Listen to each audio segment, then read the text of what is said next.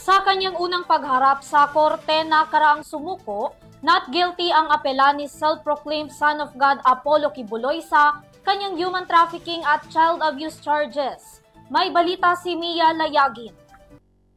Guilty. Ito ang apela ng kampo ni Kingdom of Jesus Christ leader at appointed Son of God, Pastor Apollo Kibuloy, kaugnay ng kinahaharap na kasong qualified human trafficking at child abuse charges.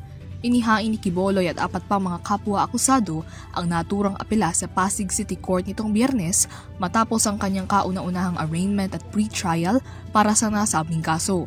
Ang apelang ito kinumpirma ng mismong legal counsel ni Kibuloy na si Israelito Torion pagkatapos mismo ng arraignment at iginiit na hindi guilty ang kanyang kliyente dahil wala naman itong kasalanan. Iniwasan naman na ni Torion na magbigay pa ng iba pang pahayag at komento dahil kasalukuyan ng nasa korte ang kaso.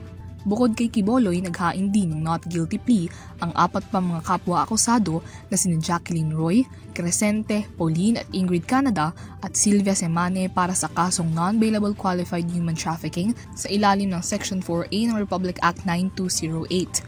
Samantala, not guilty din ang apela ng kampo ni Kibuloy pagdating naman sa child at sexual abuse charges laban sa kanya.